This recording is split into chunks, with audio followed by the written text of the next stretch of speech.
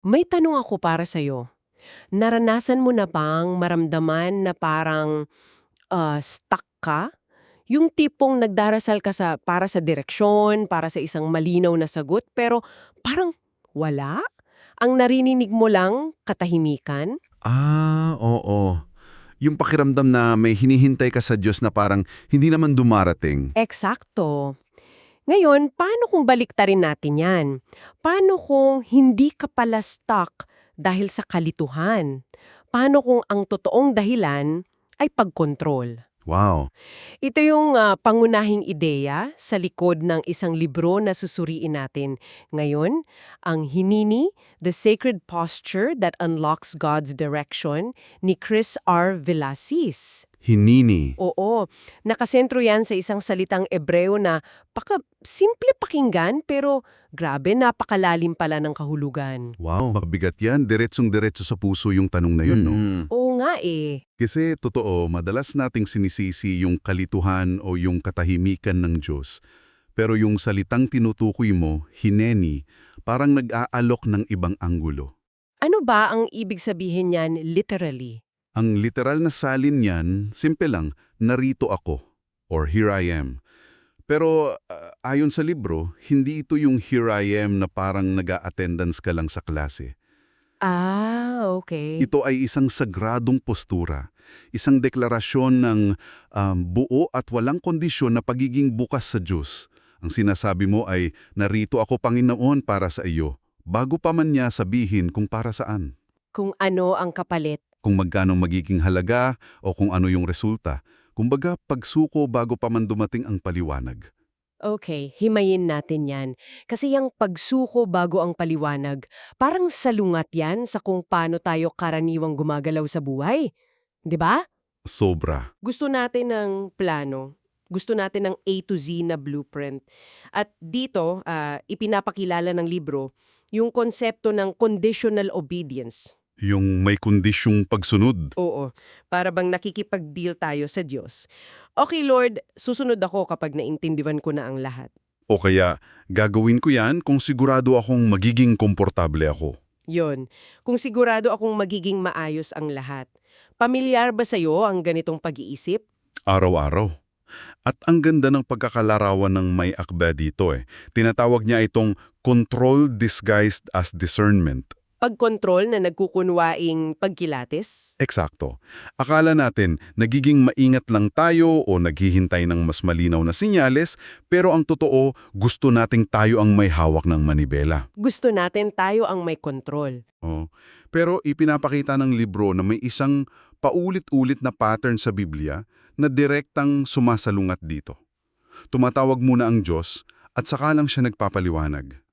At hindi ito dahil nagdadamot siya ng impormasyon, di ba? Kundi dahil mas interesado siyang hubugin yung karakter natin. At yung tiwala natin. At yung tiwala natin sa Kanya. Hindi nang sa Kanyang plano. Kasi ang paliwanag, alam mo yon, nakapapawi lang ng kuryosidad. Pero yung pagiging bukas, yung pagtugon, yun yung nagpapabago ng puso. At para patunayan yung puntong yan, hindi lang siya nagbibigay ng teorya. Dito na niya tayo dinadala sa mga kwento. Sa mga totoong tao. Oo, sa mga kilalang personalidad sa Biblia, hindi ito abstract, ipinapakita niya kung paano ito isinabuhay sa mga pinaka-critical na sandali. At unahin na natin siguro yung pinakamabigat na halimbawa, si Abraham. Si Abraham, isipin mo ang sitwasyon mo.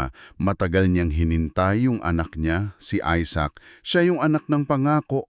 Oo, yung aabuti ng maraming taon. Tapos, sa Genesis 22, tinawag siya ng Diyos. Ang unang-unang salitang lumabas sa bibig ni Abraham, hineni. Narito ako. Narito ako. Hindi niya alam kung ano ang susunod. At ang kasunod na utos, grabe. Halos hindi kayang isipin. Ihandog mo ang iyong anak, ang iyong kaisa-isang anak na si Isaac. Wow. Walang paliwanag, walang Abraham, may plano ako, testing lang to. Wala. Isang utos lang na parang winawasak ang lahat ng ipinangako sa kanya. Grabe yung bigat nun, no?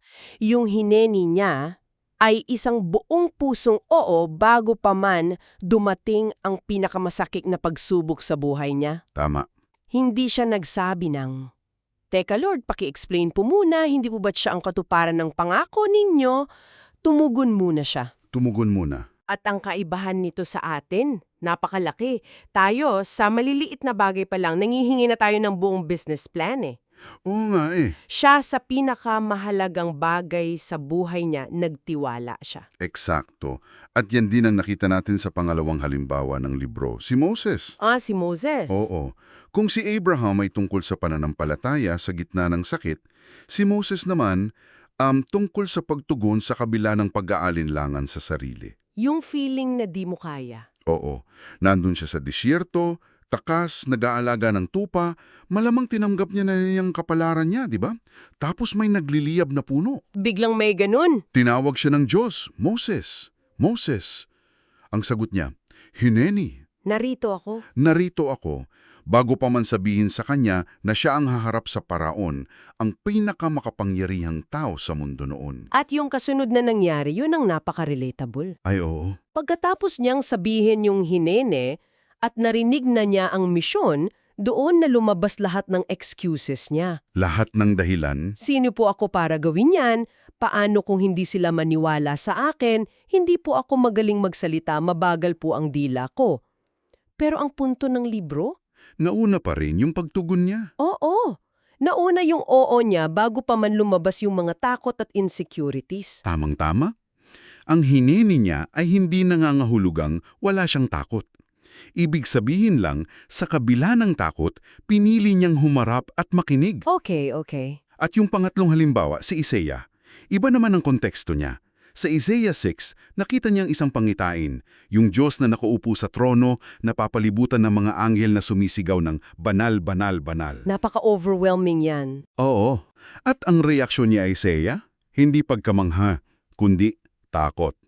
Sabi niya, kawawa ako. Ako'y mamamatay sapagkat ako'y isang taong may maruming labi.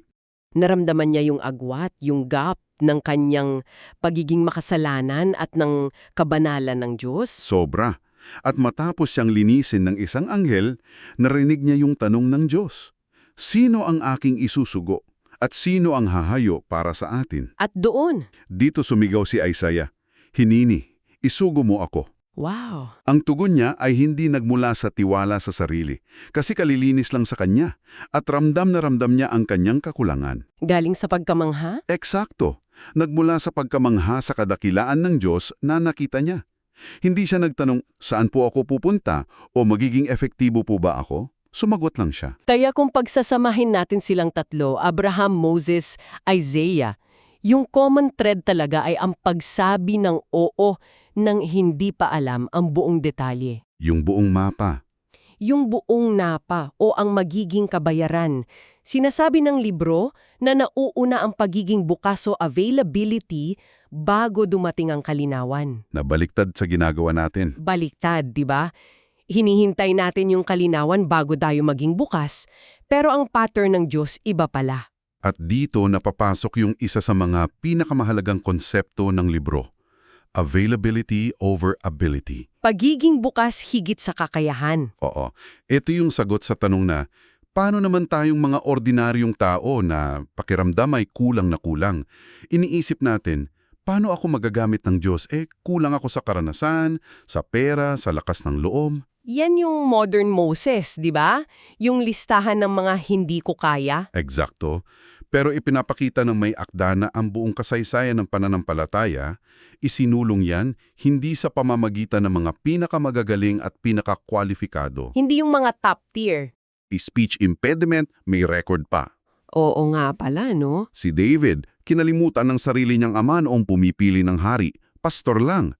Si Maria, isang teenager na babae, mahirap, mula sa isang bayang walang reputasyon. Kung titignan mo yung mga resume nila, parang walang ni isa sa kanila ang magiging top candidate sa LinkedIn. Hinding-hindi. Pero ang nag-ugnay sa kanilang lahat ay hindi yung kanilang kahandaan o yung credentials nila, ito ay yung pagtugon nila. Oo. Yung kanilang hinini sa harap ng isang tawag na mas malaki kaysa sa kanila. At hinahamon talaga nito yung kultura natin ngayon na kailangan mo munang maging perfect bago ka kumilos. Kailangan kumpleto ka muna. Oo, pero ayon sa libro, ang kakulangan natin ay hindi hadlang. Ito pa nga ang nagiging entablado kung saan pinakamalinaw na naipapakita ang kapangyarihan ng Diyos. Tama ka dyan. May isang linya sa libro na tumatak talaga sa akin. Availability, not ability, is the currency of divine partnership. Wow, ang ganda nun. Ang ating pagiging bukas, hindi ang ating kakayahan, ang puhunan sa pakikipag-ugnayan sa Diyos. Ang kahinaan natin ay hindi diskwalifikasyon. Kumbaga, binibigyan nito ng espasyo ang kapangyarihan ng Diyos para kumilos. Kasi kung may espasyo, doon siya papasok. Oo, kung hihintayin nating maging perfecto at handa sa lahat ng bagay, baka habang buhay tayong maghihintay sa waiting shed. Ang tawag ay sa pagiging bukas ngayon, sa kung ano man ang mayroon ka at kung ano man ang wala ka. Pero teka, hindi ba't may panganib din dyan? Baka may isang taong sumagot ng hineni sa isang bagay na wala talaga siyang kakayahan, tapos sa huli, mas makasama pa ang resulta? Paano yun sinasagot ng libro? Saan pumapasok yung karunungan at pagpaplano? Mahusay na tanong yan at nililinaw yan ng libro. Ang hineni ay hindi pagiging pabaya. Hindi ibahala na attitude. Oo, hindi bahala na si Batman. Hindi ito pag-abandono sa ating responsibilidad na gumamit ng isip. Ang hineni ay isang postura ng puso sa harap ng Diyos. Ibig sabihin, pagkatapos mong magplano, mag-aral, humingi ng payo, sa huli, ang tiwala mo ay hindi nasa plano mo. Nasa Diyos na tumawag sa'yo. Eksakto. At ang pagiging bukas mo sa Kanya ay nangangahulugan din na bukas kang baguhin niya ang plano mo. Ang pagsuko ay hindi sa resulta, kundi sa relasyon. At dito na tayo dinadala ng libro sa pinakatuktok ng argumento, si Kristo. Oo, yung rurok ng lahat ng ito. Siya ang ganap na larawan ng lahat ng ito. Kung sina Abraham at Moses ay mga anino lang, Si Kristo ang katuparan. napakahalaga niyan. Ipinapakilala ng libro si Kristo bilang ang sukdulang pagkatao ng hieni.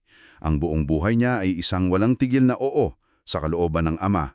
Mula sa kanyang pagkakataong tao, hanggang sa kanyang ministeryo, hanggang sa kasukdulan nito.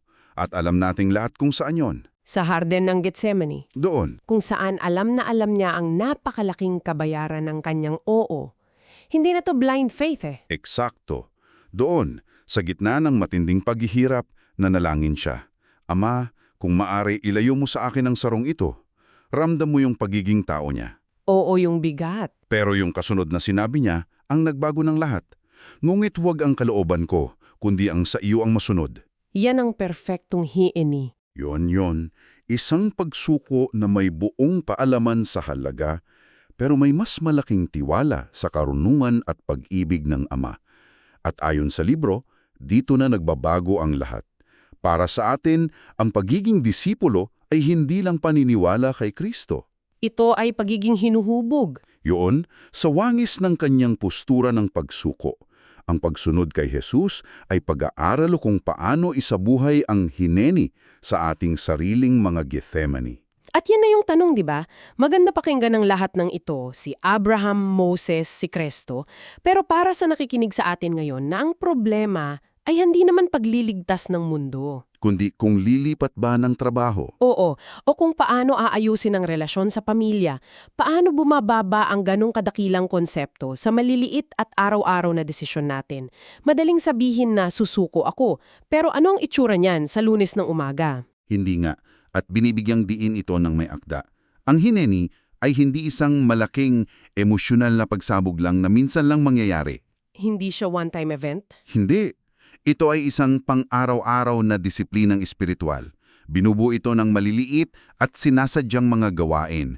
Halimbawa, binabanggit niya ang pagsimula ng araw sa isang panalangin ng pagsuko. Paano yon?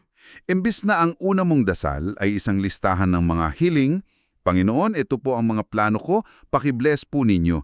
Subukang baguhin. Isang to-do list para sa kanya? Oo, gawin mong, Panginoon, narito ako, hineni. Bukas ako sa iyong kalooban para sa araw na ito. Gamitin mo ako kung paano mo man nais. Isang maliit na pagbabago sa panimulang postura pero malaki ang epekto. Isang pagbibitiw ng kontrol sa simula pa lang ng araw. Ano pa ang mga binabanggit niya? Ang isa pa yung pagbabasa ng kasulitan, hindi lang para makuha ng impormasyon kundi para hayaan itong hubugin ng pagkatao natin. Tanungin mong sarili mo, Ano ang ipinapakita nito tungkol sa karakter ng Diyos? At paano ko nito inaanyayahang magtiwala? Okay, okay. Pangalawa, pagsunod sa maliliit na bagay. Yung mga maliliit na pag-udyok na gawin ng tama, maging mabait sa isang taong may hirap pakisamahan. O maglingkod kahit walang nakakakita. Yun, sinasabi ng libro na ang pagtugon sa maliliit na tawag ang nagsasanay sa puso natin para sa mas malalaking tawag sa hinaharap. Parang muscle, di ba? Oo, parang muscle yan na kailangang i-ehersisyo araw-araw para lumakas. Ganun na nga. At panghuli, na marahil ang pinakamahirap sa ating magulong mundo ay ang paglalaan ng oras para sa katahimikan. Yan ang mahirap. Oo, hindi lang para magsalita sa Diyos, kundi para sadyang tumahimik, bitiwan ang mga agenda at makinig. Kadalasan, ang direksyon ay dumarating hindi sa ingay ng ating mga hiling, kundi sa katahimikan ng ating pakikinig. Kaya pagkatapos ng lahat ng ito mula sa conditional obedience, sa mga halimbawa ni na Abraham at Kristo, hanggang sa mga praktikal na gawain, ang pangunahing tanong na iniiwan sa iyo ng libro ay simple pero hindi maiiwasan. Diretso sa'yo? Oo, hindi ito tungkol sa kung handa ka na ba o kung tiwala ka na sa sarili mo. Hindi rin ito tungkol sa kung naiintindihan mo na bang lahat. Ang tanong ng libro ay mas direkta. Handa ka bang sumagot? Kapag tinawag ng Diyos ang pangalan mo sa isang oportunidad, sa isang pangangailangan, sa isang mahirap na sitwasyon, handa ka bang tumugon ng hineni? Kahit bago pa niya ihayag ang buong plano. Oo, dahil iminumungkahin ng libro na ang ating pagsuko ang mismong susi na nagbubukas sa direksyon na matagal na nating hinihingil. Baka yung kalinawan na hinahanap mo ay hindi bago ka sumunod, kundi nasa kabilang panig na ng iyong pagsunod. Isang huling kaisipan para pagnilayan mo. Saang bahagi ng buhay mo ngayon kakaya naghihintay ng kumpletong mapa, kung saan ang hinihintay lang pala ng Diyos ay ang marinig mula sa iyo ang dalawang salita, narito ako.